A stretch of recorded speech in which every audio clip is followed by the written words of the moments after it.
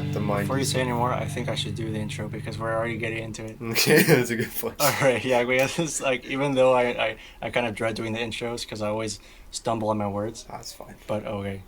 What was the name of this podcast? Welcome to Not Quite a Podcast. This time I'm alone without Juan, but I'm not exactly alone because I'm here with Quentin. He's in my room. Hello. Yes, and we're going to talk about, I guess the question was, can AI think, which is a super broad question. We're currently using our phones as microphones. Well, you can only do so much with what you have, but it works. If it works, that's all that matters. It is what it is. It is what it is. Yes. Can AI think? What were you saying before the intro? Right, so the thing is with AI thinking, the reason it's such a weird question is because some people think that the ability to think is a trait of the mind, not of the brain.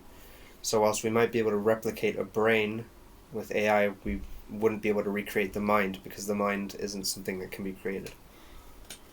But what is the difference between a brain and a mind? It's a very good question. Like when you said that the first time, my instant thought in my head was, well, what do you mean by mind? Yeah, so that's obviously, it depends on that definition that you use for a mind, but for example, a brain is just the organ, right? So Yes. you'd be looking at the organ that does that works based on... I wish Juan was here. He's the biologist. He might join in a bit later. Actually. So I can't speak specifically to the brain, but the brain can sorry, be... if you could is it possible to move that tripod just a little bit closer to you? Yeah, that's what I wanted to do earlier. Make sure that it doesn't fall while you do that, or just put the leg over the light, if you have to. Oh shh! Let's move it with the... That's alright. Oh! It's okay. Okay, wait. Or just put it like... Let's There? see. Take your phone. Oh, that's even smarter. Okay, yeah, nice. Okay, yeah, that's alright. Okay. Do you want to do the intro again, or are we just gonna start from No, here? it's fine. Okay. Yeah. You were saying about the mind. Yeah. So the idea is that the brain. So the paper that I'm specifically referring to is a paper written by a guy named John R. Searle, and so in his argument is that the mind is just a set of neurons and that react on chemical reactions based on the body. It's an organ, whereas the mind is something... You mean the brain is that? Yeah, the brain, sorry. And the mind, on the other hand, is something very... is a trait of the brain. It's not the brain. It's not something physical. It's Right. similar to a soul with the body. The soul isn't something physical, but some people still believe it's there. Right. Right? So the idea is that thinking is a trait of the mind. It's not a trait of the brain. So your thought process and your ability to contemplate is things that occur in the mind, but not the brain. Okay. Right. But if you say that thinking is a trait of the mind, couldn't you also say that thinking is a trait of the brain? Well, what makes the difference between the brain and the mind there? To be honest, I have no idea. Okay. I just know that he debates it as the mind not being part of the brain. But the main argument that Searle uses against a brain and a computer not being able to think. So I can't tell you the reason why he says a brain can't think and a computer can't think is because he defines it as all syntax. So you have to look at it as I'll explain it with a little story that's called the Chinese room argument. But the difference between syntax and semantics, so you can have symbols and then you can have meaning with the symbols, right? So syntax is the symbols and semantics is giving meaning to these symbols. Right. So for example, our alphabet is just a bunch of letters, right? But we know that A, B, C, D, when you put them together, it has a meaning. Yes. Yeah? But just apart, they're just symbols, right? Yes. For someone who doesn't speak English or doesn't know what type of alphabet, is it Latin alphabet? I don't know. Who doesn't know So you have that comparison with neurons in the brain. Yeah. Forming the mind. Yeah, so the argument is that it's called the Chinese room argument, and the idea is that picture yourself sitting, it could be a room very much like this, and the only things you have in the room is a basket filled with these little symbols, like you could say they're tiles with a symbol on it, and a manual, right? And this manual basically tells you what to do, okay? Okay. Now, there's a door to this room, and then you see that someone just slides something in the door, and it's just a bunch of these symbols, right? Yeah. And you open your manual, you see the manual tells you, okay, this, you got this, do this. And so you're going to create something that responds to the symbols you got, right? Yeah. You might not understand what's being given to you. You're just doing exactly what you're told, giving it back, right? Yeah. Okay, now there's going to be people who then take what you just did. The same people who gave you those list of symbols, Yeah. is going to take those symbols, and let's say their list of symbols that they gave you was Chinese and Mandarin saying, what is your favorite color? And what you replied was, oh, I like blue, but green is my favorite color. Right. You have no idea that you just said that. You're just doing exactly what the manual said. Right. But to them, it appears that you do have the thought process of saying, this is my favorite color, but this is my... without actually knowing it. Yes. So you have no idea what you just said, yet it still appears to them that you know what you said. Yeah. Now, the reason why this is so important is because in 1950, Alan Turing released a paper, which was the first paper debating if machines can think, and it was this paper that released the idea of the Turing test. Now, the Turing test was the first test to test if artificial intelligence can think. And so the idea is that you have, I've already explained this to you once, but I'll re-explain it, is that you as an observer are reading basically a text chat between a computer and a person. And if you as the observer cannot tell the difference between between the computer and the person, then the computer is able to display human-like traits in conversation, and hence it is artificially intelligent. Because it makes you believe as an observer that it is a person, because you can't tell the difference, right? Right. That Sorry, makes there's sense. something in my eye. Yeah, no worries. Yes?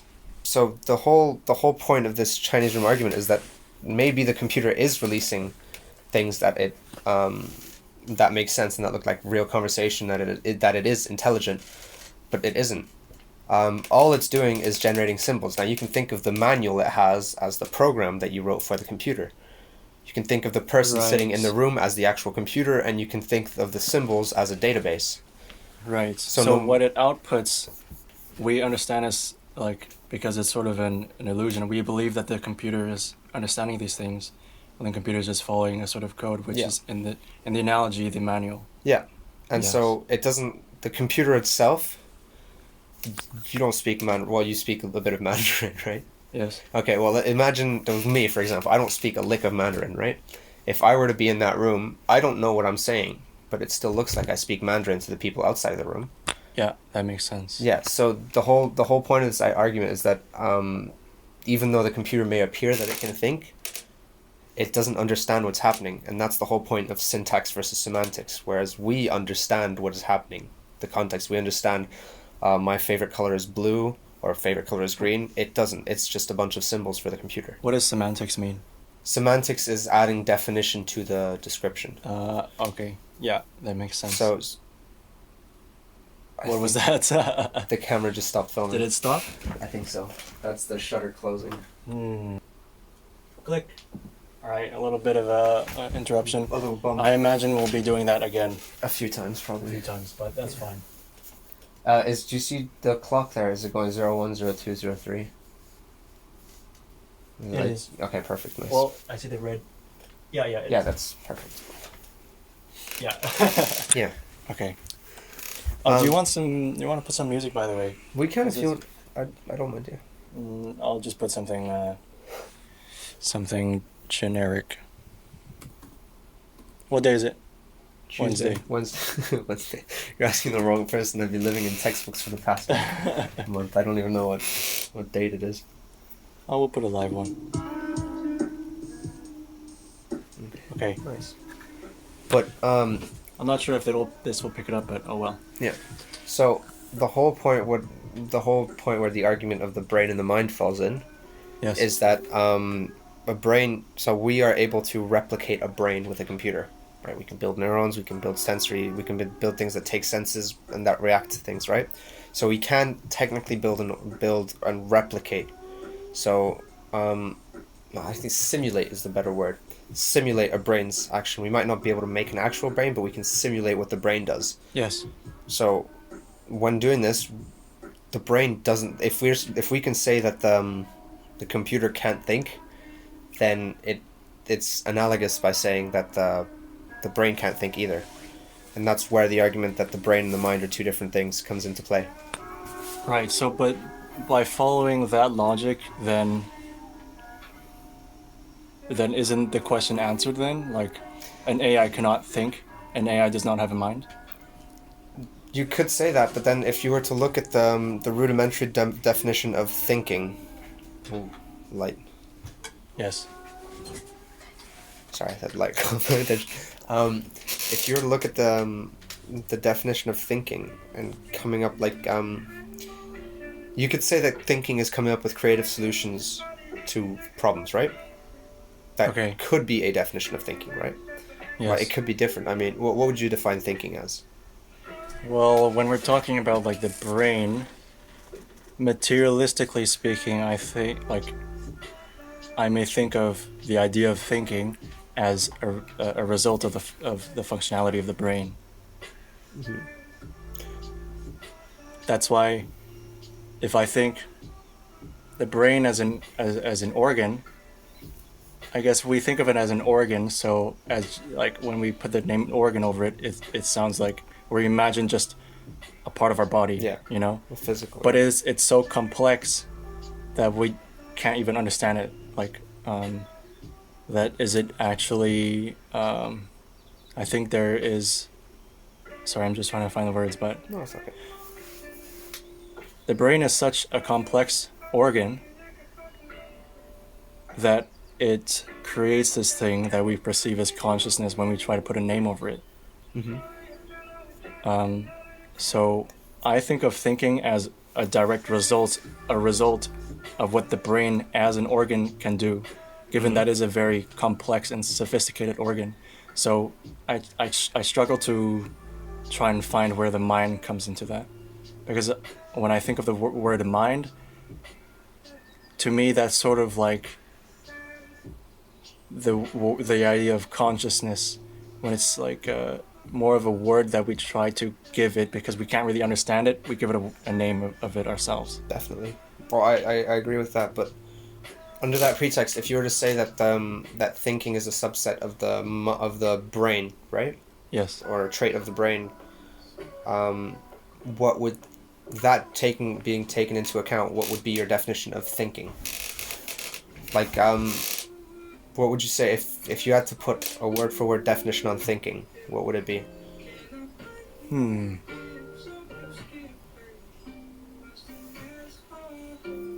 Because that's where you can start having doubts about the argument. So clearly, Searle has a good argument against it.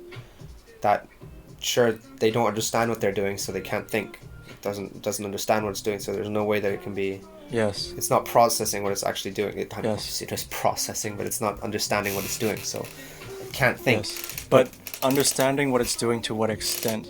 Because we say we understand what we say, and we understand the choices that we make because in our minds we think that's logical. But if we look at it in the sense of we don't understand what our brain is actually doing. I agree. But when you're taking, for example, put yourself back in that Chinese room, right? Yes. The person outside the room, he sees when he asks, what is your favorite color? And the computer replies, my favorite color, I like blue, but my favorite color is green. He sees that as like, oh, he likes blue, but his favorite color is green. Whereas the computer sees it as just a jumble of symbols that works as a reply to the jumble of symbols that he got. Right. So Okay. you still have you still have a sort of, you understand what he's saying, what the computer is saying. The computer doesn't. Right. Yeah. So it's like I need to think of another example. So that would be the difference between Syntax and semantics. what was the word you gave? A machine or an AI communicating with symbols to a human versus a human communicating to another human. If it's a person with another person, that jumble of symbols, the person giving it out, that sending that message, understands it themselves. Yeah, it has a meaning. Yeah, right. Yeah, it has semantics. So would you say that that in order for there to be this understanding of thinking or understanding from both parties, both subjects need to understand the same sort of language that they're using. Not necessarily, because you can have the person understand and be able to think about the reply the computer gives without the computer understanding what he's doing. Yes. So thinking is an individual trait. I wouldn't say thinking relies on both of them understanding, but... Oh, right. Oh, maybe I phrased that wrong. Like, from the machine side, or from our side, in order for us to believe that the machine understands what it's doing, hence thinking, it would need to understand this jumble of symbols that it's given. That is, yes. I think I think I get what you mean. Yes, essentially yes, because we categorizing thinking as being able to, okay, wait, let's say, I'm going to use an example to explain this better. You simply asking that question to me, I'm thinking about what you said, because Yes. I understand what you're saying, and I'm choosing my reply, rather than following a strict Right. direction saying, this would be an adequate reply to that, without understanding the reply. I'm choosing what I'm saying as a... I'm choosing what I'm replying to you as a... because I want to make my point clear, I understand what you're asking, and I'm trying to debate this side of the argument. Yes. To show it. So I understand I understand the context, I understand the semantics. That word's coming up a lot because that's basically what his whole paper is based on. But the idea that you can understand what is happening and that you can process it and think about what would be the most suitable reply. Yeah. That allows you to create that is considered the thought process. That's thinking. Like generating an adequate reply by understanding what is happening. That's right. Okay. So even if an AI had a complex enough brain to sort of analyze the question or whatever topic of the conversation and come up with a logical choice of their own, it might still not be considered as thinking because they're following a manual which is saying choose the most adequate response. See, that's where Cheryl's... So you understood exactly what I was saying. So yes, but that's where Cheryl's paper falls, kind of. Because if you now look at modern day AI, the ones that are really good at, like, that underwent machine learning and that taught themselves. So for example, we've already had the discussion of AlphaGo.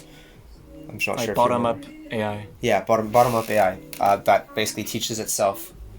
Yes. Those can technically think. I mean... I'll re-explain the story of AlphaGo if it might clear up the picture. So AlphaGo is a sub-company of DeepMind, which is a branch of Google, which investigates machine learning in AI. And the idea of AlphaGo was to beat the best Go player in the world. And Go was considered the most complex game that only humans can play. So chess was initially thought complex enough, but humans would be able to be beaten by an AI eventually, because although there's a very large number of possibilities, it is quantifiable. Whereas Go has so many possible outcomes that it is said to have more possible combinations and outcomes than there are particles in the universe. Are you serious? Yes, you can look that up. I guess that would make sense. There's a huge amount of possibility.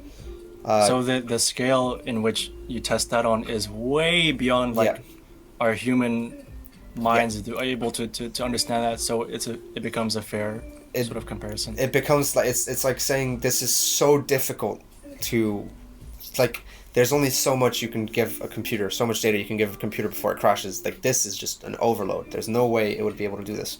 Right. And AlphaGo was able to beat the Grandmaster of Go in 2016. In a 5-game competition. He beat him 4-1. And the Grandmaster got beat so badly that after those 5 games he retired immediately and said the one game that he won... Yeah. The one game that he won, he said, was the greatest game he ever has and ever will play, and that he's realized that he's no longer the best in the world. This AI, there's no way he could best this AI. And the most the most crucial point is that because there's always those who will deny AI being able to think and being smarter than humans and all this because they don't like the idea of their humanity being taken away. But Well, okay. I think that varies between what exactly sort of AI you're talking about, but continue. yeah, no, okay, yeah, fair enough. But the the most interesting part about this is so this AI learned how to play Go by analyzing previous game footage, and so he took all the game footage that he could find online, uh, that like tried to understand it to learn to win. He wasn't programmed with the rules of the game. He wasn't told how to get points. He wasn't told how to win the game. He just watched and learned the same way we as humans would watch and learn something, right? Right. And over time, he developed an understanding for the game. AlphaGo was able to develop an understanding for the game. And what happened in the second game, this is a very, very famous move, is I think it was move 37 of the game. Move 37. Move 37. So, Okay. like subsequent moves. Yep. So there's move 1, move 2, move 3, right? In move 37, so very early on in the game, the idea of Go is that you want to keep, you want to try surround the enemy's territory or pieces with your pieces so that you can capture them. Continue your point. Yeah, so the idea of Go is that you want to surround your enemy's territory. So it's a very, very bad idea to create a territory, let's say, Yes. by putting a piece in the middle of the board early. Because you're putting yourself very, very yes. open to people coming around you, right? Yes. And so what he did in move 37 was he put a piece that was relatively close to the center of the board. It was on the 5th row, which is it's common knowledge will say that you only want to play on the first 4 rows in the very first, I don't know how many moves, but in the start to middle of game you want to keep to the border, which is the first 4 rows. Yeah. And he put something on the 5th row, and all the commentators, all the experts of this game went nuts. They said he just lost the game. AlphaGo just made the stupidest move that could ever happen. It was common knowledge that you never do that. That is the biggest mistake you can make in this, right? Putting something on the inside. Yes. But it was that very move that allowed AlphaGo to then win the game against Lee Sedol. So not only did he do something that had never been seen before or never been used before, but he taught us humans a way to play a game that we thought only humans would be able to play, how to play it better than we play it. Yeah. So okay. to do that, so the reason why I'm bringing this up is because to do that, he obviously had to have an understanding of the game. Right. He had to be able to think, what are my best possible outcomes? What are my possible options? Which one is my best possible outcome? Right. And so that's when you can bring the argument that, okay, maybe AI can think. Now, obviously, there's still the whole argument, oh, they don't really understand what they're doing. He just ran probabilities of possible moves. But it does make you think, how did he make an original move that's never been seen before in any professional game online without having seen it before? Huh. This is something that in the game footage was never seen before. That was just a common knowledge, don't do this, it is a big mistake. Yet he still did it and used it to win the game. Yes. So that obviously requires some form of understanding. That's a little bit frightening to think about, actually, because once you start delving into the idea that the AI itself is thinking, even on the smallest scale, even if it's just for that one move, Yeah.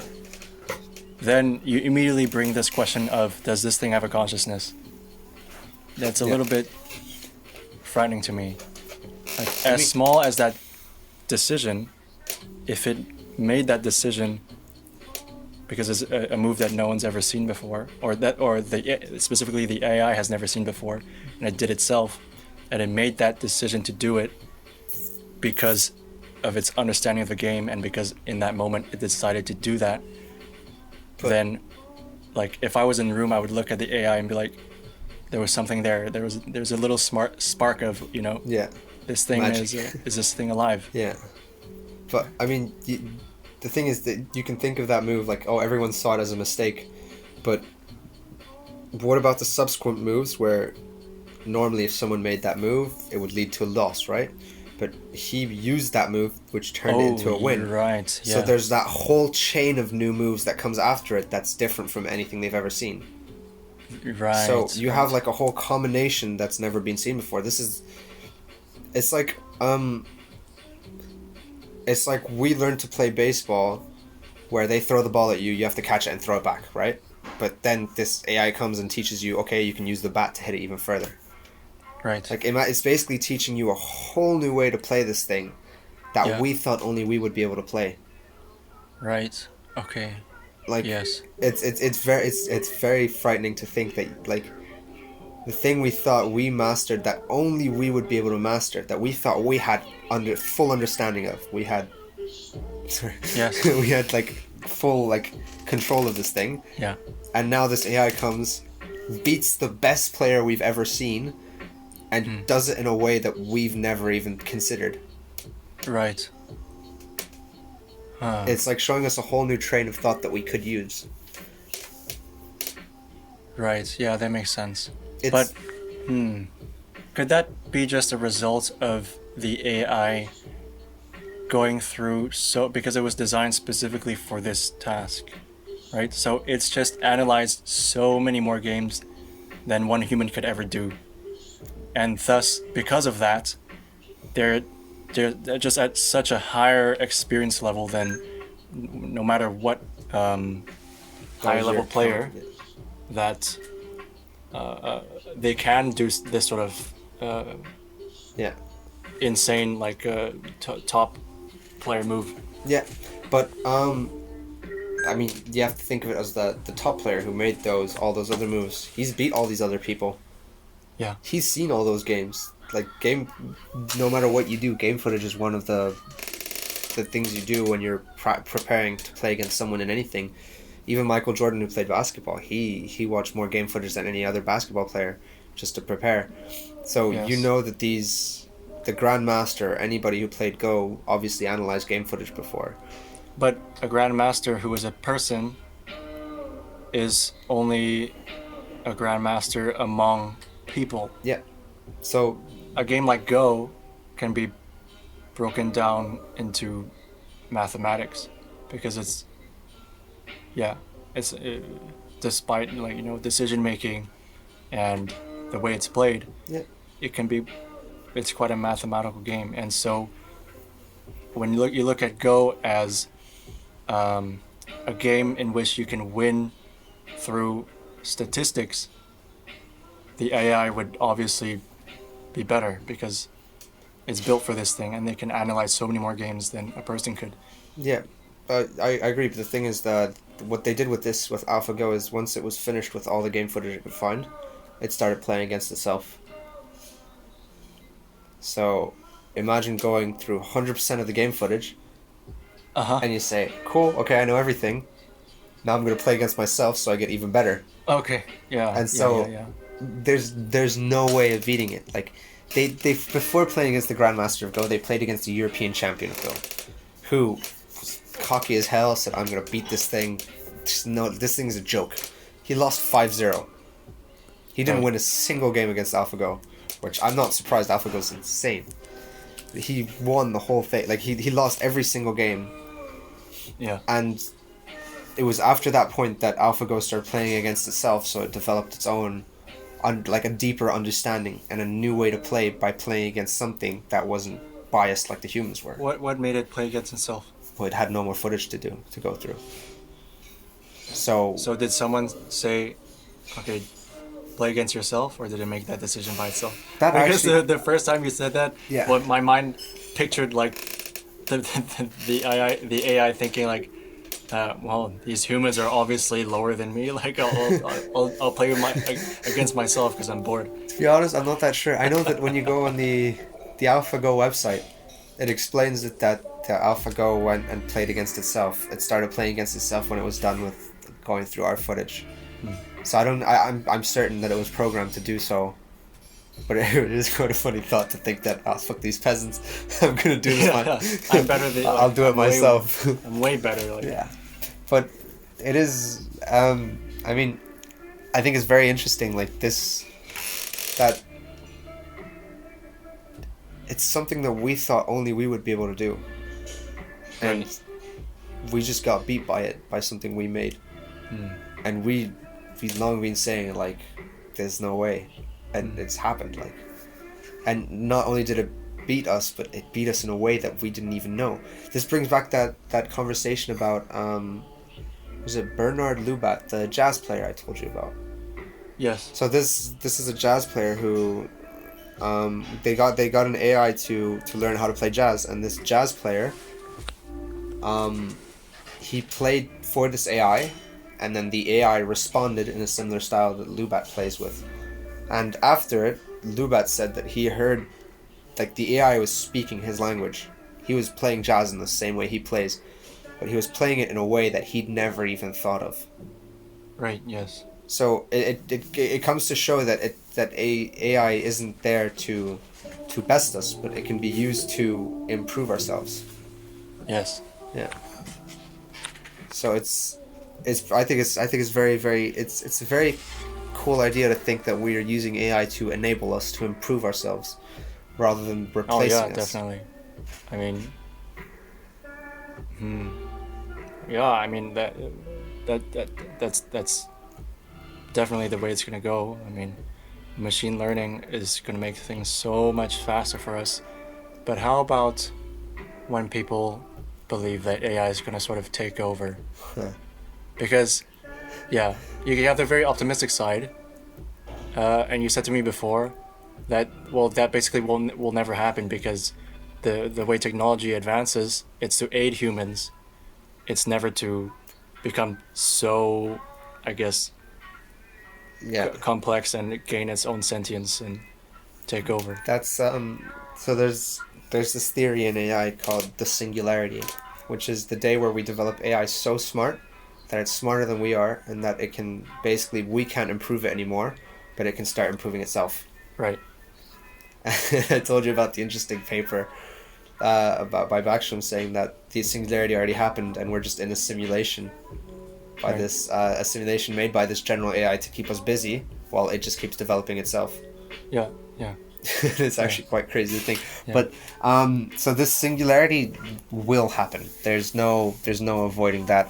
When is the question, but the idea is that we want to develop safe AI, which is basically AI that aligns with our goals and virtues, so that when we do create it, whatever it does will be for the betterment of humanity as a whole. Yeah. What makes you say that the singularity will happen? I mean, I think it'd be somewhat arrogant to say that we're never going to be able to create anything smarter than us. And seeing what we have done already, like, I mean, already, just the example of AlphaGo, that was something that we thought wouldn't ever happen. Right. But the singularity, you say the singularity is the point in which an AI will be smarter than us. Yeah, general and AI. essentially it'll start teaching itself. Yeah. But in that definition, what do you define as smarter than us? Smarter than us in what? So that's where we dig into the topic of general AI, and general AI or superintelligence is the idea that we have AI that is better than us or better than our best human at a certain task, but in every task. Okay, so does a singularity point mean better than a human's brain in general, like in terms of everything it can do, or can there be, like, for example, the AlphaGo AI has created, that is a singularity within the Go universe? No. So the idea of the singularity is that it overcomes the point where it's better than us in everything. In everything. One AI better than us in everything. So simply a smarter life form than us. Maybe not life form, Right. but a smarter artificial computing agent than us. brain. Yeah. Yes. That's the idea of the singularity, and you have all these AI companies. You have OpenAI, you have DeepMind, you have other ones. You have other researchers like Stuart Russell who are digging into this, and who are working towards developing safe Yes. AI. Still can't get over the notebook eating my lens. That's okay. But would you say that in order for a singularity point to be reached, say an AI or some sort of self-learning computer or whatever it's made out of, thinking brain, would essentially to be better than ours, it would need a consciousness of its own. Yeah, you could argue that. Because in order to be more complex than ours, I mean, we have a consciousness, and that is a result of how complex our brains are. In order for an AI's brain to be even better than that, it would need a consciousness as well. Not necessarily, because our complexity doesn't necessarily make it better. I mean, you have Occam's razor as a debate against that, is that the simplest possible solution is the better one. Right. So complexity might not play a role, but the idea is that anything we can do, it can do better. That's the idea of the singularity. Okay. So How about, but when we say anything we can do, do we take into account, like, because what is anything? If we talk about tasks that we do, or decision making, or say architecturally making a building more, I don't know, structurally intact, yeah, I don't know, or to something as small as what is the best way to organize my desk.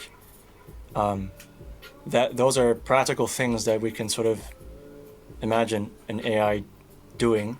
But what if it comes to, if you say anything that a human can do, how about like forming relationships, or the entire idea of how about something really abstract like daydreaming? Does that include that? Can AI be better at doing those sort of things? I have no idea, but I mean, have you ever seen the movie? It's with Scarlett Johansson. Is it Her or something like that? Lucy. No, not Lucy. It's about it's a Scarlett man Johansson. who programs a computer and falls in love with it.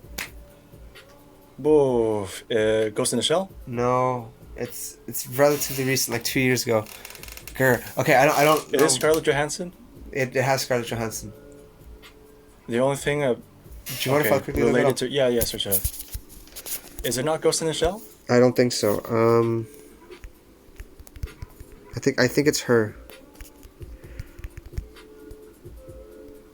I think. What was it about?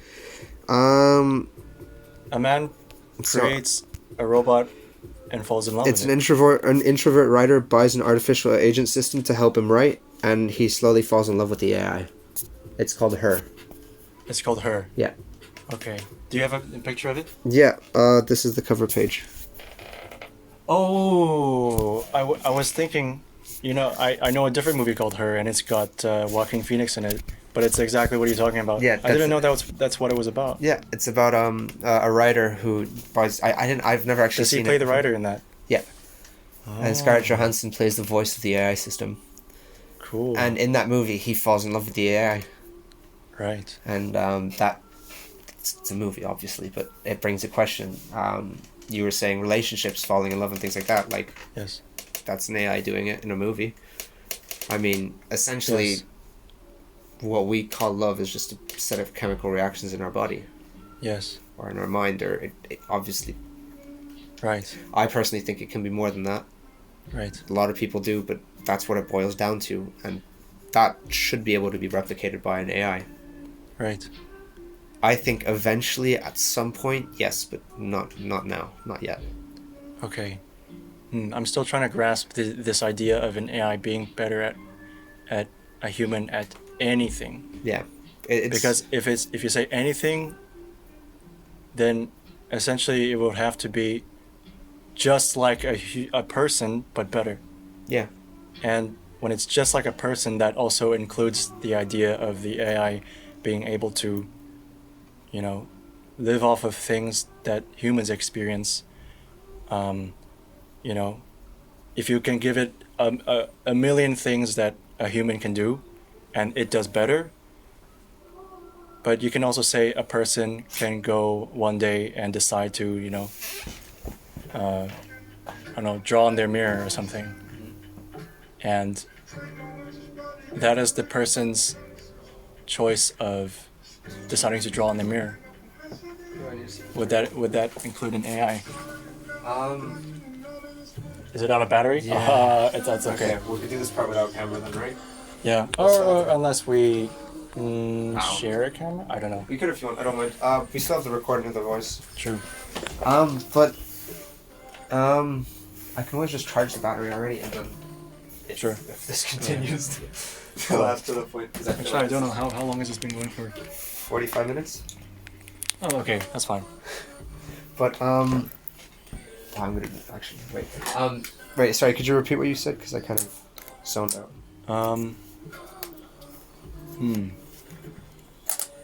Okay. I think the way I phrased it was a little bit weird because I was trying to get my thoughts clearer. Mm-hmm. But I'll try and phrase it like this.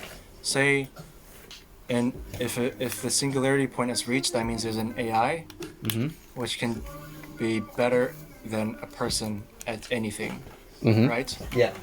And to say that would mean that the AI would need to be at least at the level of a human brain, and then better. Yeah. If we take an example of what we're doing now, with our human brains, we decide to, say, have a conversation, you come over to my place, and I decide, oh, I'm making a podcast with my friend, do you want to record this? Which is a very, very specific thing, but it is something that we came up with in our human brains. So in order for an AI to be better than us in anything, it would also need to be able to do something like that.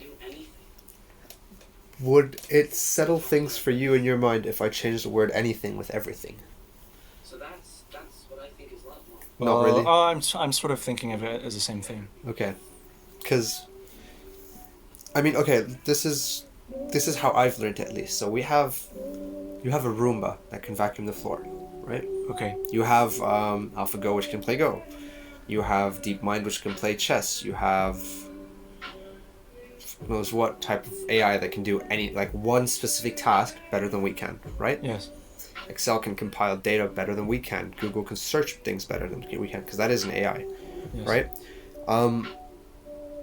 Now, the idea of general AI is that the problem with so what we call weak AI, which is these things that can do one thing better than us, is they can only do that one specific task.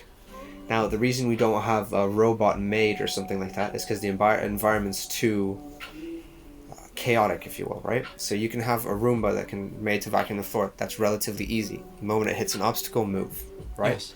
But you can't have something that's made to organize things in shelves, made to clean things up, made to move things around, because not only is every house different, but every house requires things differently. Right? Yes. So that's the idea that the robot maid hasn't been invented yet is because that's far too complex.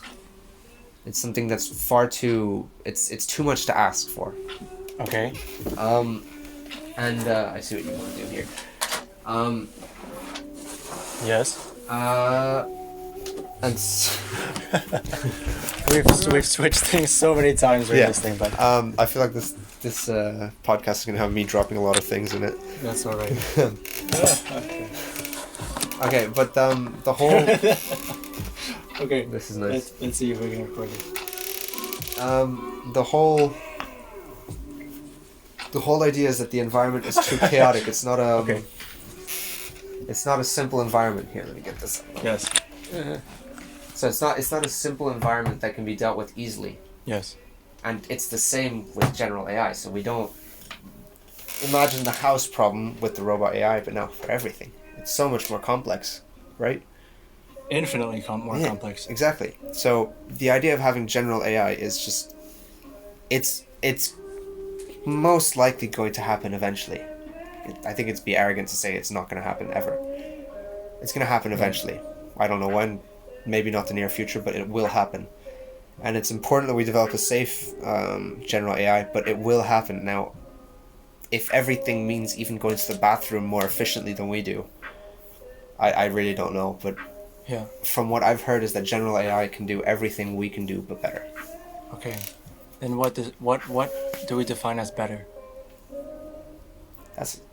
I don't know. That depends.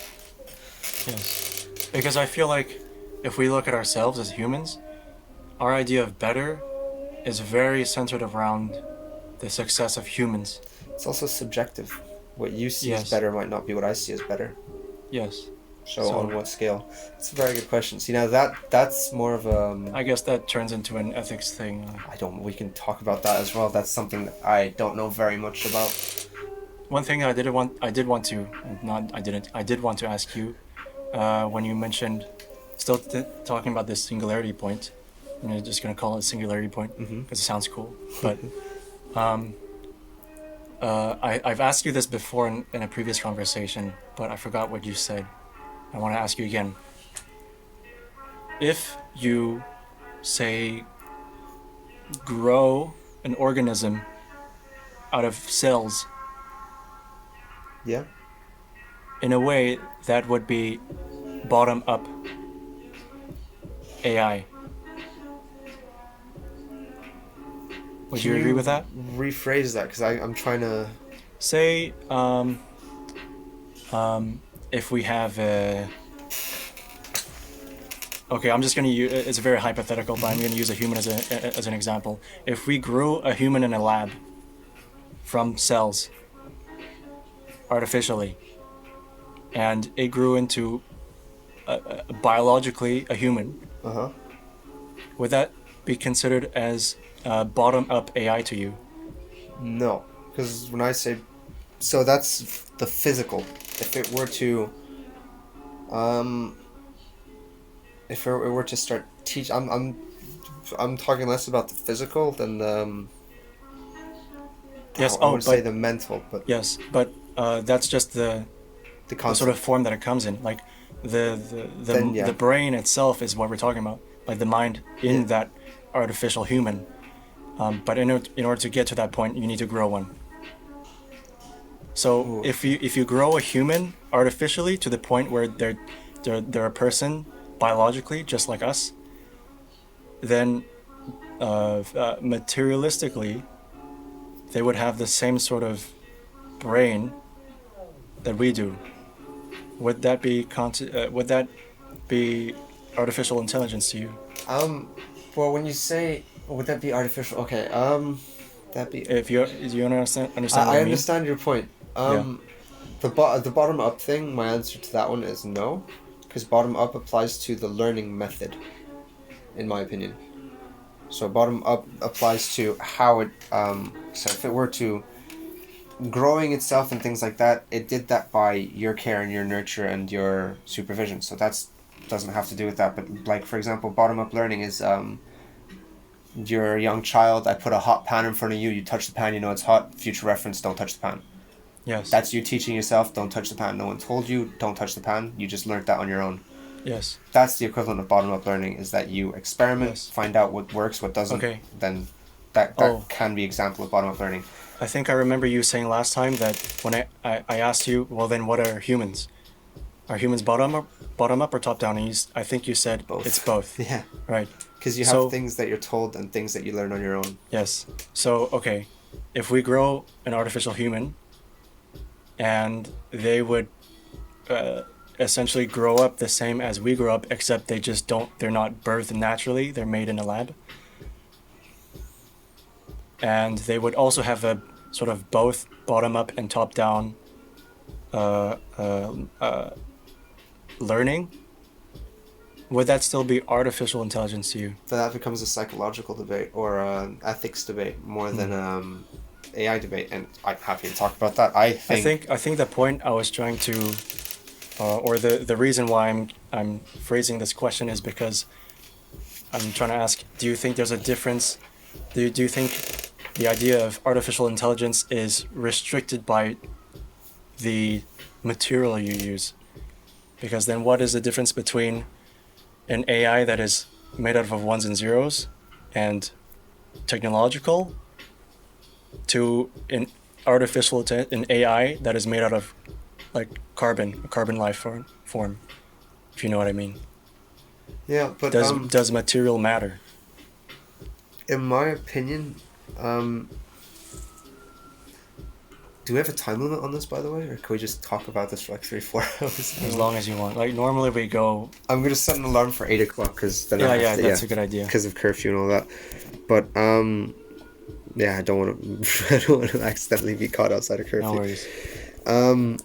But the So the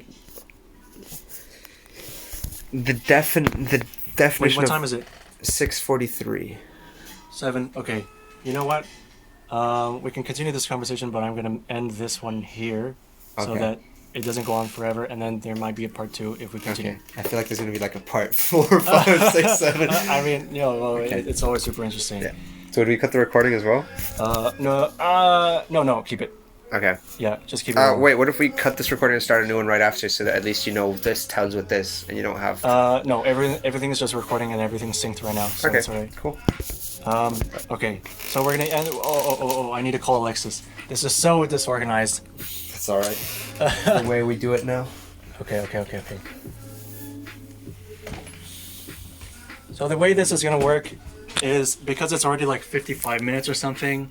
Yeah, almost 55 minutes, or less than that because we talked a little bit beforehand and I don't know when it will start. I Very guess when little. We were like started at the 1 intro. minute and we started. Okay. But anyway, so that this one doesn't go too long, we're gonna end it here. I need to call Alexis for an outro song, but we're gonna still talk because I There's so assume much more to be said. there's so much more to be said.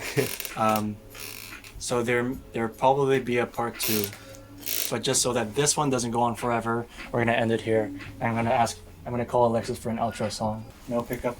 There you Oh, go. Alexis. Alright, message him. Hello. Yeah, wait. I literally just walked back through the door. That's okay. Deep. Yes. Okay, so the outro song for this episode is Man of the Universe by the Teskey Brothers. And we might see you for part 2, we don't know. Well, I've been running since I was a child, running like a river after the rains have died. Ain't never had one place to call my own, lay my head in a different place alone. I wake up early and I wake up late, but I never had time to hesitate. I pick up my paper and I pick up my bread. Ooh, I'm on the road, and I know country to call my own. I don't need no place to call my own. There ain't no place of people that are better or worse. I'm a man of the universe. Yeah. Like a good shot flowing river that's never been dammed, never had to change, never had to blame. To collect too much wealth, well, it's a curse. We never had the sense to change what's worth. Never needed no land, never needed no borders, never needed to stay in one place and count up pennies or quarters. Never had enough of them to put in my own purse. I'm a man of the universe. And I know country to call my own. I don't need no place to call my own. There ain't no place of people that are better or worse. I'm a man of the universe. Yeah.